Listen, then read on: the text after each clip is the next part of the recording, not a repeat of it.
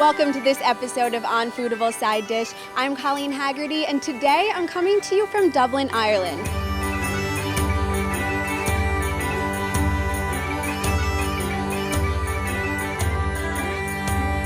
Now for beer lovers, this is the place to be. Not only is it the birthplace of Guinness, it's also the epicenter of Ireland's booming craft beer scene. And today we're going to talk to some of the best brewers in the business at the Irish Craft Beer Festival.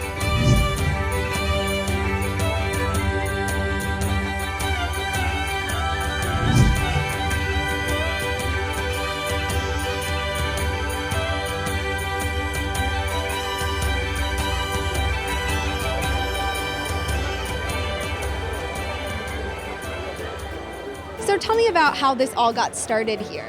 So our founder, Seamus O'Hara, was working in the UK at the time. He used to drink quite a selection of different beers, and he came back to Ireland and found that there wasn't a huge selection of craft beers or local breweries in Ireland at the time. So himself and his brother started the brewery in 1996 in Bagnallstown, County Carlow, or in Carlow in the old train building, and since then it's kind of gone from strength to strength. And what was the craft beer scene like back in 1996? I imagine not very big. There wasn't really any craft beer scene, so it was really difficult for us to kind of get people to drink our beers. So our business was basically mainly export focused, so to the US and other states who were already developed in craft beer. So from then now the Irish craft beer scene has picked up a little bit.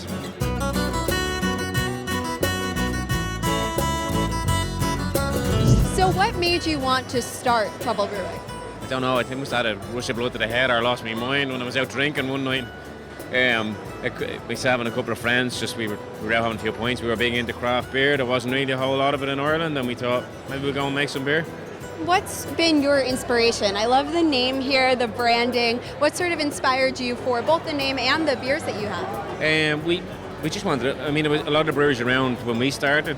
They were very traditional Irish breweries. They were exporting a lot of beer to maybe to the States and well, anywhere really, a lot of different countries around the world. And we wanted to do something contemporary, something for the Irish market that represented our personalities, and really we just wanted to enjoy it.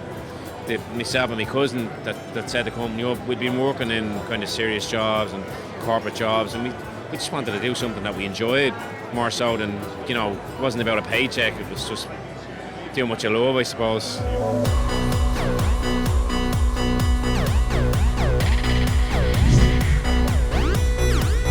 You're one of the newest breweries that has made it here. Yes, totally new. I didn't even know this time last week. I didn't know that we would be here today because I sold my first pint of this beer in 2 hours' time. It'll be a week ago. So it's brand new. We've been developing the recipe for this though for over a year. So there's been a lot of trials and testing and batching and working all that out, and then eventually just yielding our mettle and just going for it and going for a commercial brew, which we did with Trouble Brewing. And what made you want to jump into this venture? I think it's the fact that, first of all, I really felt that there was a lack in this story, that I'm from this town that was renowned for centuries and centuries and millennia for its brewing, and there's no brewing happening there now. And I also love the idea that the brewer of renown was a woman, and I thought that it would be really lovely to kind of rekindle that as well, because I love craft beer, and I think that craft beer is for everyone, so why shouldn't we ladies get involved in it as well? Absolutely, I am all for that. How have you seen the craft brew scene change? Is it grown as you were thinking? It's grown phenomenally. When we started, I think there were 6 microbreweries in Ireland. The latest number I heard is about 60. And most of that has been in the last 2 to 3 years. I think there were 2 started the year we started, 2 more the next year, and then it just exploded. What do you think is making consumers want this type of beer, want a smaller craft beer versus the Guinnesses, the big brand? Well, I think first of all, travel, definitely.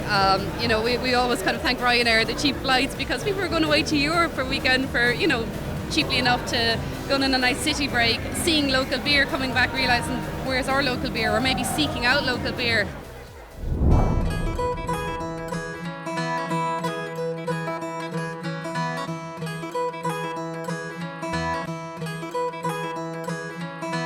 Really seeing customers are dying for these craft beers. Yeah, say maybe when I first moved back to Ireland, say 4 years ago, it was very much not a niche because it was a very popular niche, but a lot of the publicans were saying it's a fad, it'll never work, blah blah blah. Whereas now, 4 years later, there's like over 80 breweries in the country. Nearly every single pub has at least got 1 or 2 taps. You've even seen the big boys like Diageo and Heineken starting to launch big brands and sort of getting into it. Like, so yeah, like it's going huge in Ireland. It's gone insane. Like, it's gone insane. So what inspires you when you're getting ready to put a new draft together? What's sort of inspiring you? I don't know. I suppose a lot of us would sort of look to America for inspiration, but then it's about sort of looking to them for inspiration, but then making it our own. So like, you know, we would try and use like a lot of our local ingredients or botanicals, or like we use a lot of local fruit in our brewery. There's like, obviously Wexford's famous for its strawberries and blackcurrants, so like we do a blackcurrant beer, we do a strawberry blonde. And what do you think sets the Irish craft beer scene apart from the American one? Well, it's a much, I'm not sure what the word is, less mature business here than it is in the States, and it's, you know, we're all on a big adventure here, you know, discovering new styles and new methods of brewing, and, you know, a lot of it's new territory for people here. And With festivals like this, it's obvious that this is what consumers want. People want to be trying these craft beers. Have you had a hard time getting bars to get these on tap? Is it still really dominated by the Guinness? it's tough, so far as any bar you want to call, you know, they've only a limited number of lines that they have, and the big breweries, the Guinnesses and the Heinekens, they dominate most of them, you know. So I came out of the bar trade, so I would have had a lot of friends to call on, and, you know, that gave us a great start.